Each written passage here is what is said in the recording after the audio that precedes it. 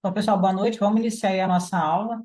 Acabei avisando um pouquinho em cima da hora, né? Mas estava sem fazer nada, estava com saudade de dar aula. Falei, vou mandar um link lá no Instagram. Quem tiver interessado, quiser aprender um pouquinho mais, né? De conhecimento, quando ele é um conhecimento interessante, então a gente vale a pena aí. Por mais que seja no carnaval, a gente dedica algumas horas para poder estudar e aperfeiçoar, né? A captura de liquidez é um método que eu adaptei, né? Em opções binárias, eu aprendi lá em SMC, quando eu opero criptomoedas.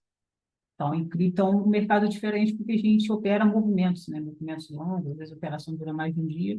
Já em opções binárias, as minhas análises são para a mesma vela, né? Então, eu não trabalho para a próxima vela, é sempre para a mesma, independente do time frame. Então, se eu estou operando em M1 ou em M5, eu sempre faço a análise por candle atual, tá? Então, vou falar aqui um pouquinho, claro que não vou passar o operacional inteiro, até porque o Zoom ele é limitado a 40 minutos, então eu vou procurar ser bem objetivo, né? Eu sempre faço aulas dessa forma, direto ao ponto, que eu vou passar aqui já vai ser o suficiente para vocês começarem a ter os primeiros lucros, né? Aplicando aí a captura de liquidez, tá?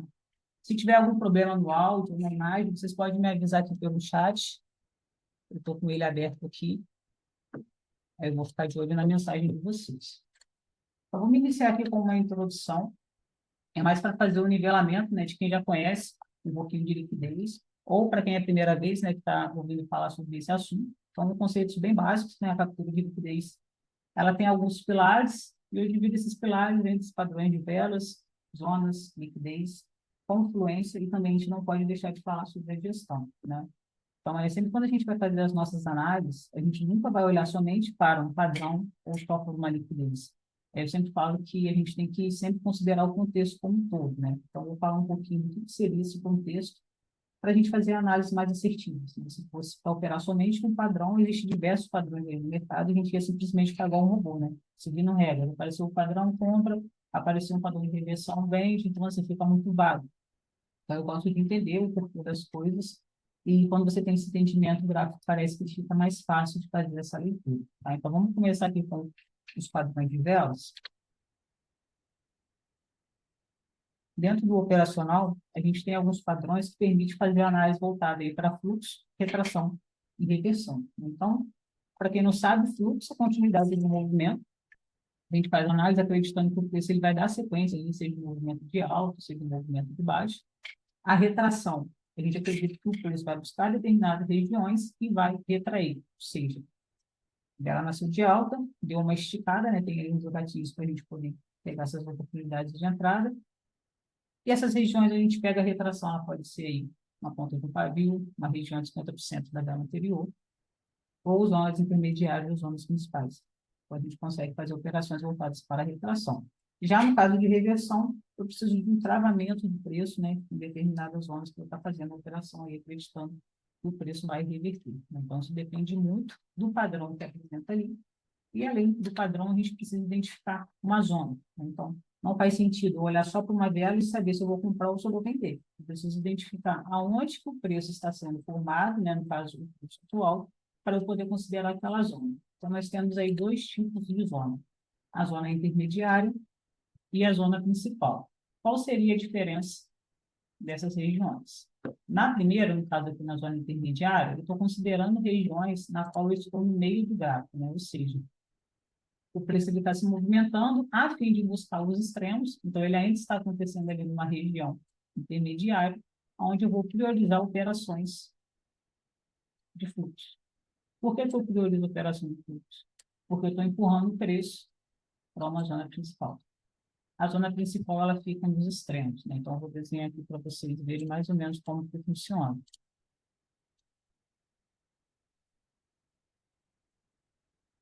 Tem aqui a movimentação do gráfico.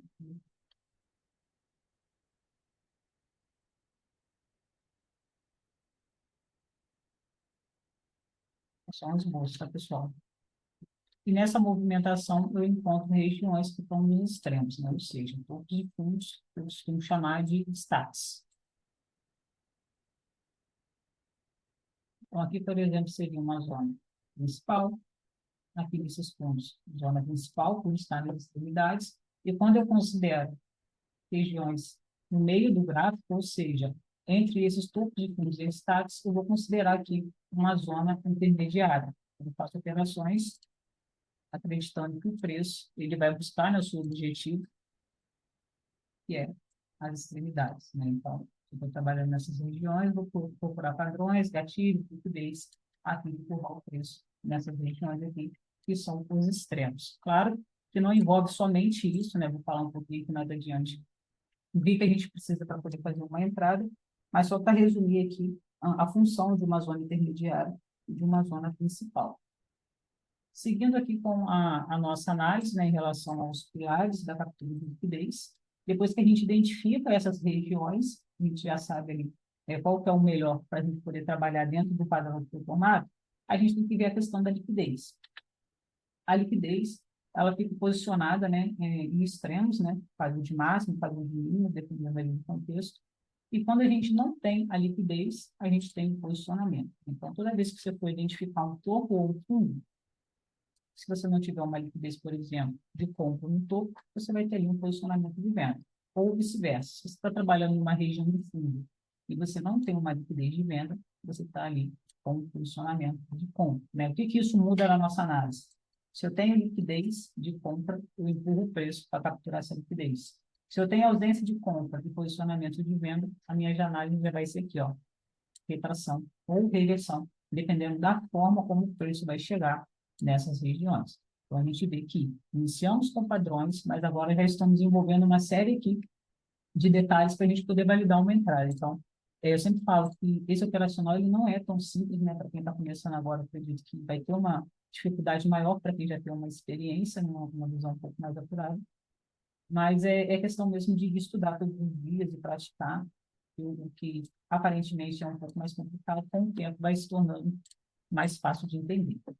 Então, depois que a gente identifica ali o posicionamento de compra, de venda ou a liquidez, a gente já sabe exatamente qual vai ser o próximo passo, né? Eu já sei que ali é base uma operação de compra ou de venda, retração, reversão. Só que agora eu preciso de confluência para aumentar a minha assertividade. O que seriam essas confluências?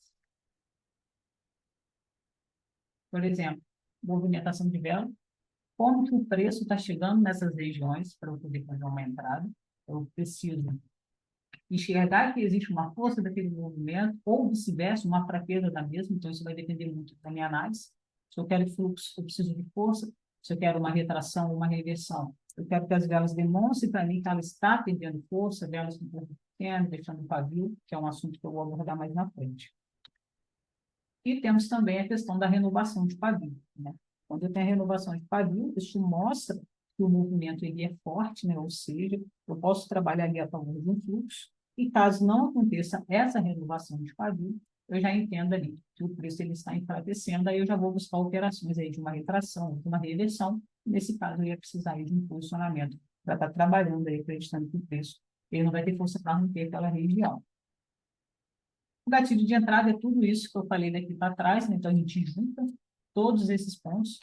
Claro que não vai dar para juntar tudo numa única análise, mas quanto mais pontos você conseguir identificar, mais confluência você vai ter. Então, quanto mais confluência, maior a nossa taxa de assertividade.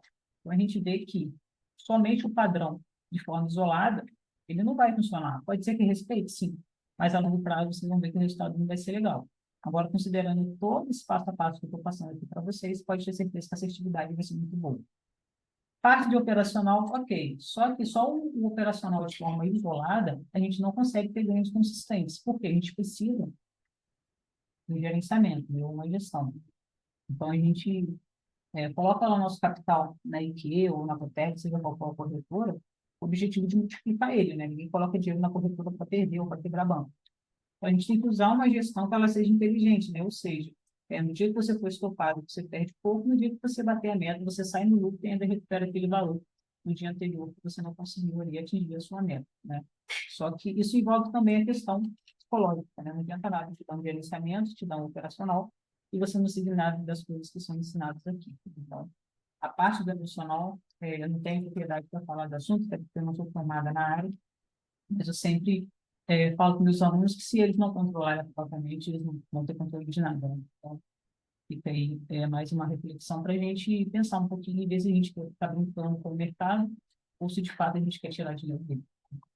Então, até aqui eu vou seguir, tá? Se tiver dúvida, manda aí no chat. Acho que ninguém mandou nada ainda. Se tiver dúvida, pode mandar aí que eu tô com o chat aberto.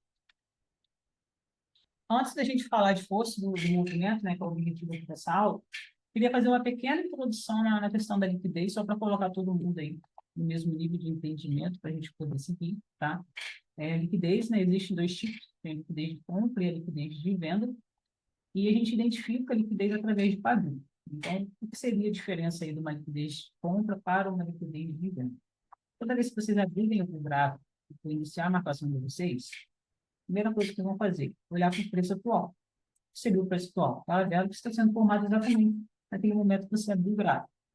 Tudo que estiver acima do preço atual, vocês vão considerar liquidez de compra, da forma que eu vou ensinar aqui para vocês. E o que estiver abaixo vai ser uma liquidez de venda. Ou seja, vocês nunca vão encontrar uma liquidez de compra abaixo do preço atual, tá? Tendo isso em mente, vamos lá, vamos começar por aqui, ó. A liquidez de compra ela é representada por pavio de máxima de velas verdes. Tem uma vela de baixo que deixou pavio. É liquidez? Não. Eu não tenho uma liquidez aqui. A liquidez tem que ser em velas de alta. Pode ser em qualquer velas. A gente viu ali um pouquinho sobre a questão de zonas, né? Zonas principais, zonas intermediárias.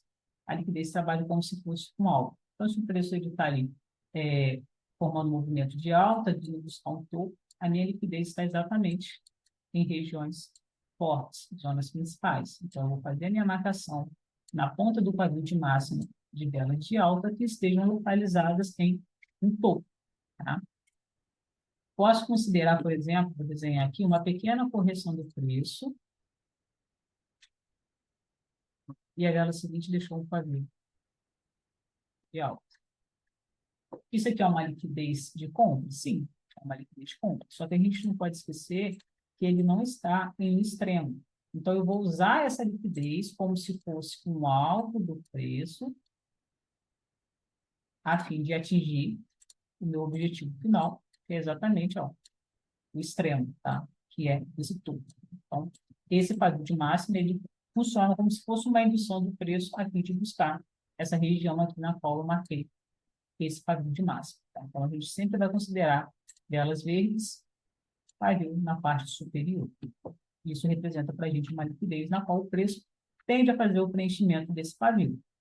Fez o preenchimento desse pavio, eu não tenho mais nada aqui para trás a ser capturado em relação à liquidez de compra, aí eu já vou buscar a oportunidade de venda. Aí eu preciso localizar pavio de mínimas de velas vermelhas, ou seja, regiões extremas, né, zonas principais, onde eu faço a minha marcação no fundo. Né? Então, a gente tem uma vela de baixa, a máxima não nos interessa, né? Não tem nada para a gente fazer aqui, a gente vai considerar ali o pavio de mínima. Então, uma forma assim, bem simples de vocês entenderem o que é a liquidez é basicamente isso, tá? Topo, liquidez de compra, fundo, liquidez de venda. Posicionamento de venda, vou dar um exemplo. Simples, pessoal, o posicionamento é simplesmente quando a liquidez do candle anterior ela é absorvida, ou seja, vamos supor que esse pavio estivesse assim, acima do pavio da vela anterior. Tem uma liquidez de compra aqui? Não. Por quê? Porque esse pavio superou o pavio da vela anterior. Então, nesse caso, a gente teria aqui um posicionamento de venda. Aí minha marcação é diferente, tá? Agora vamos falar um pouquinho sobre força do movimento. As nossas análises, ela, como eu falei anteriormente, ela nunca vai se basear somente no padrão, mas sim no contexto, né? Então, vamos supor que a gente tem aqui, ó, uma liquidez de compra a ser capturada. Como que eu sei que o preço ainda não capturou essa liquidez? Se a gente puxar uma linha aqui para frente, ó, a gente vai ver que não teve a presença do preço, né, ou o retorno do preço pela primeira vez nessa extremidade. Então, não aconteceu a captura de liquidez. Observando as velas anteriores, eu consigo identificar que está acontecendo aqui o que, ó, renovação de máxima. O que seria isso? A vela está rompendo o pavio da vela anterior e, além disso, elas estão aumentando de tamanho. Então, eu considero aqui um movimento forte de alta para estar pegando uma operação de compra. Dessa forma, eu consigo trabalhar aqui a favor do fluxo, né? Então, Eu não vejo oportunidade de retração nem de reversão. Simplesmente faço análise empurrando o preço a fim de capturar essa liquidez baseada no que o gráfico está me apresentando.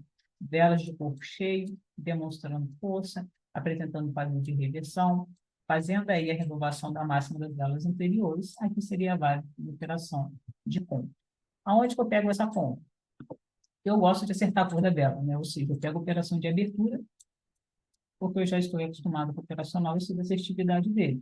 Caso alguém não esteja seguro e ache melhor pegar uma taxa ali, onde se sente mais confortável, questão de perfil mesmo, né, de trade, tem alguns trades que são mais conservadores, você pode estar esperando o de vela aqui, ó, nos 50%. Não vai ser sempre que o preço vai fazer esse movimento aqui, né, por de vela nos 50%, para depois seguir o movimento de alta, né? Então, eu já prefiro que garantia que é a minha entrada. Claro que esperando o de vela você se sente mais seguro, mas quando você pega um jeito de operacional, você sabe quanto dá para você pegar em operação de abertura, né? Tá escrito guardar o pulo de vela. Tá errado? Não. Mas vai ter situações que você vai ficar esperando o pulo de vela, ela já vai buscar ali aquela liquidez que está bem próxima do preço. Então, dessa forma que a gente faz análise a favor dos fluxos, sempre com o alvo que é a liquidez. Então, aqui seria uma operação de compra. Já no segundo exemplo, a gente ainda assim, ó, tem ali o padrão a ser capturado, só que a forma como o preço está se formando, ela é totalmente diferente. Por quê? Observe que as velas, elas estão diminuindo de tamanho, deixando o padrão de retração, e chega uma hora que ela não consegue, ó, renovar o padrão da vela anterior. Ou seja, ela está demonstrando aqui que a compra, ela vem perdendo força conforme vai formando novas velas. Se eu tenho aqui, ó, um movimento fraco, que não renova, padrão da vela anterior. E, além disso, ela forma para mim um padrão que indica uma reversão, a minha análise é para venda. Ah, Thais, mas você tem uma liquidez assim a ser capturada. Ok, isso aqui que eu vou fazer? Eu vou esperar o preço, vou buscar essa liquidez, porque de fato ela vai capturar esse fato. Só que eu preciso de quê? Ó, movimento volátil. Pulo de vela capturou a liquidez. Aí eu entro com venda. Tá? A chance dessa vela fazer esse movimento de baixo aqui, ó, é muito grande, porque você tem padrões indicando reversão, velas que não estão renovando as máximas, né, no movimento anterior, e ainda assim você teve ali uma liquidez que já foi capturada, porém, não tem mais por que o preço subir, já que você tem aqui atrás uma ausência de ponto. Então, o movimento está totalmente fraco, diminuindo de tamanho, muito pavio, tá?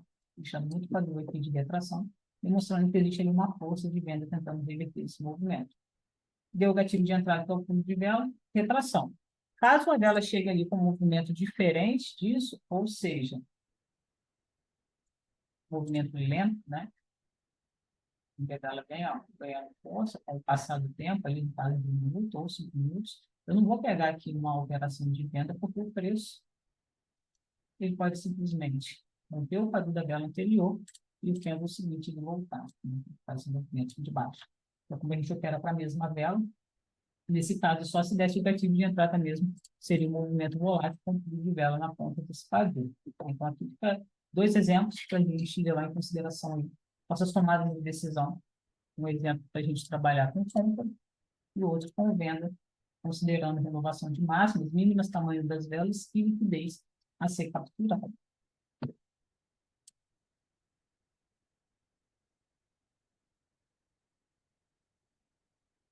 Agora vamos seguir aqui com alguns exemplos, só para a gente entender mesmo essa movimentação, tá? Então, aqui a gente teve uma reversão, né? Movimento de baixa para alta, renovação de máximas e velas aumentando de tamanho. Então, aqui eu considero um movimento forte para a gente estar trabalhando a favor do fluxo. Pedro, o que seria toque duplo? Não conheço esse termo operacional, não. Se você pudesse explicar aí. Já no segundo exemplo, já é um movimento fraco, ó, as velas pequenas, uma faz a renovação das máquinas, o preço reverte. Tá? Para a gente pegar a reversão, tem que ter padrão, que como uma limitação em 3, final de movimento, ruído, a gente teria que ter uma ausência de liquidez aí para acabar dando uma entrada. E aqui a gente tem um movimento de baixo, né? Que não vai ser muito diferente do de alta, mas eu vou explicar aqui mais para esclarecer dúvidas, tá? Liquidez de venda, ou seja, mínima de vela vermelha, localizada na região onde a gente considera ali um fundo, né? Tem que ter uma reversão com movimento de alta. E quando o preço ele se aproxima dessa região, cabe nós aí analisar como que essas velas estão sendo formadas. Então, velas de corpo cheio, demonstrando força. Aqui acabou deixando o pavio, não teve renovação de mínima, porque as velas não deixaram aqui uma retração, mas analisando o tamanho das velas, demonstra um movimento forte, onde o preço reverte, né, fica de alta, reverte para baixo, então demonstra aqui que a compra não tem força nessa movimentação. É válido pegar uma venda aqui? Com certeza, meu alvo está aqui, ó, a fim de capturar esse pavio. Capturou esse pavio, não tenho mais nada de venda aqui embaixo, eu não preciso necessariamente entrar no do seguinte. Eu espero o preço se movimentar para ele me dar a oportunidade de entrada, seja de alto, seja de baixo, conforme ele vai formando novas velas. Você não precisa ficar naquela, capturou liquidez e agora? Deixa o preço rolar. Um minuto aparece oportunidade a todo tempo. Então, a gente não precisa ter aquela ansiedade de querer entrar exatamente naquele momento ali. Sempre gosto de deixar o gráfico correr para ter mais confluências, né, entender ali aquela movimentação para pegar análises mais assertivas. Já no segundo exemplo, né, falando do movimento de baixa, o cenário é o mesmo, né, questão da liquidez ser capturada, só que a forma como o preço se aproxima dessa região é um pouco diferente, né? As velas elas vão deixando muito pavio de retração, apareceu aqui um padrão de reversão, que a gente chama de final de movimento, e não tivemos, ó, renovação de mínimo.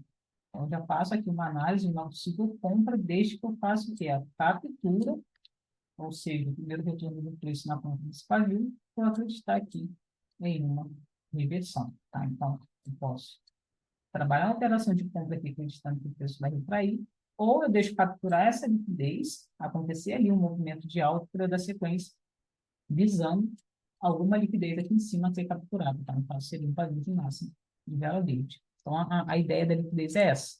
Além dos padrões, identificar essas zonas, né? Seja posicionamento ou liquidez assim buscada, a gente está projetando o preço e empurrando, né? Quando a gente estiver trabalhando com alguns fluxos. No caso de ausência de liquidez, aí a gente já vai trabalhar com retração e reversão do preço.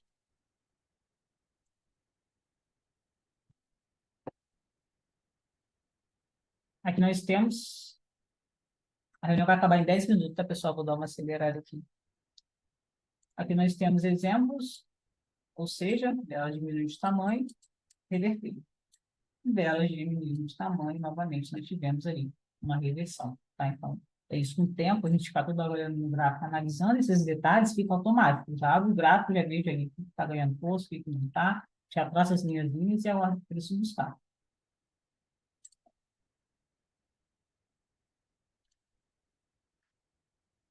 Aqui é só um resumo, né, do que a gente tem que fazer quando a gente abre o gráfico, né? Eu gosto de fazer todas as minhas marcações, mapear as últimas velas ali, só para ver se está respeitando o padrão ou não. Então, aqui nesse exemplo, a gente identifica, né, que teve um padrão ali de distorção. Teve até um post no Instagram sobre isso, então está bem explicado lá, para alguém queira ver.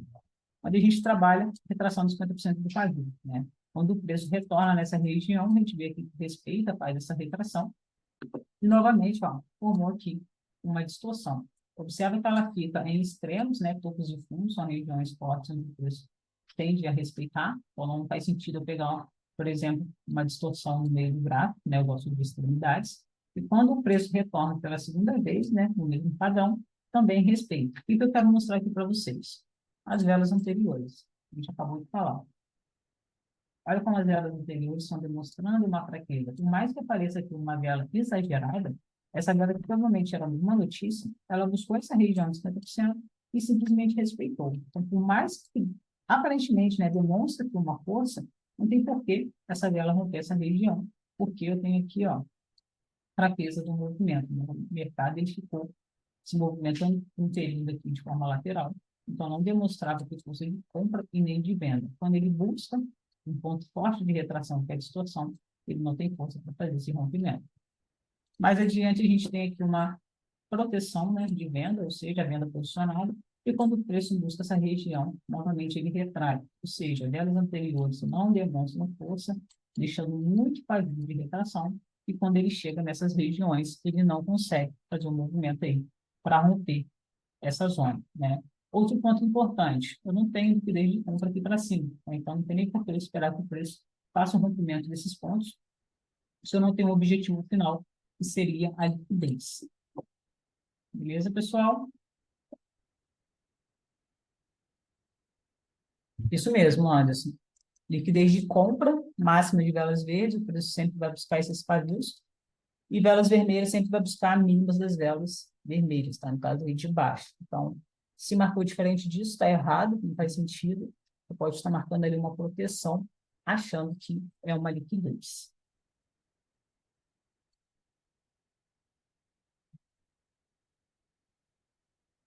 Essa marcação aí que chama de toque duplo. Não, não tem toque duplo, não, Pedro. Acho que você deve estar confundindo o operacional. Mas a gente não trabalha com toque duplo, tá?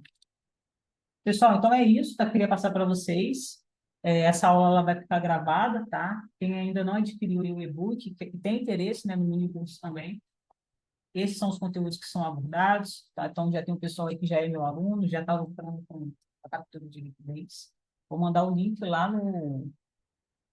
Ele quer falar topo duplo. Topo duplo não faz parte do meu operacional, não, mas é figura gráfica, tá? Eu uso mais em criptomoedas. Então, quem tiver interesse em estar adquirindo aí o e-book, mais essas aulas, eu vou deixar o link lá no grupo, tá? Não sei se eu vou manter o grupo para a gente trocar uma ideia, fazer mais algumas aulas, eu vou ver direitinho. Mas, de qualquer forma, o suporte ele é individual. Então, eu vou finalizar essa aula, já vou disponibilizar na plataforma. Quem quiser assistir novamente vai estar lá disponível. Acho que esse conteúdo aqui vale ouro, tá? Não é em qualquer lugar que vocês vão achar.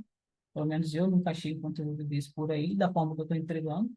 Então, é como se fosse uma aula de uma mentoria, tá? Eu meço esforço para poder estar entregando o meu conhecimento. Então, espero que vocês tenham gostado. Agora é estudar, praticar, né? Colocar aí todo aprendizado na frente do gráfico, traçar as linhas, identificar as regiões, pessoalmente dessa forma que vocês vão aprender. Né? Posso estar falando aqui 3 horas, se vocês não colocar em prática, não vai adiantar nada. Então, fica aí essa dica para vocês, espero que vocês tenham gostado. Ok? Nada, pessoal. Já dá para ganhar um dinheiro antes.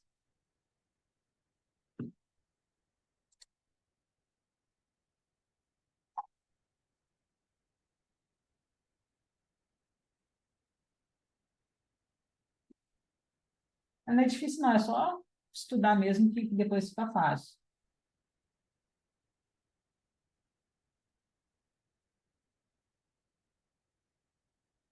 Boa, Samuel.